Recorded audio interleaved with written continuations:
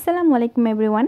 তো আজকে আমি একটা হায়দ্রাবাদি রেসিপি ট্রাই করব, সেটা হচ্ছে খাগিনা। তো এটার রেসিপিটা আমি ইনস্টাগ্রামে, ফেসবুকে, ইউটিউবে সব জায়গায় অনেকবার দেখেছি। তো আজকে আমি ফাইনালি এটা ট্রাই করতেছি। তো ফার্স্টে আমি রসুন আর একটু মরিচের গুঁড়া আর লবণ নিয়ে ওটার একটা পেস্ট বানিয়ে রেখেছি। তারপর প্যানে আমি তেল দিয়ে তারপর সেখানে জিঞ্জার আর গার্লিকের পেস্ট দিয়ে সেখানে তারপর পেঁয়াজ কুচি, মরিচ কুচি এসব কিছু দিয়ে এটাকে এরকম একটা হালকা পিঙ্ক পিঙ্ক কালার হওয়া পর্যন্ত ভাজবো। তারপর এটার উপর জাস্ট আমি হালকা করে ডিমগুলো বসিয়ে দিয়েছি, কোনো নড়াচড়া করব না। এখন এটাকে জাস্ট আমি ঢেকে দিব। এটা উপর থেকে জাস্ট বয়েল হবে, স্টিমে আর কি কুক হবে। তারপর এটার ভিতরে আমি ওই যে পেস্টটা বানিয়ে রেখেছিলাম রসুন আর মরিচ দিয়ে, সেটাকে জাস্ট র্যান্ডমলি স্প্রেড করে দিব উপরে।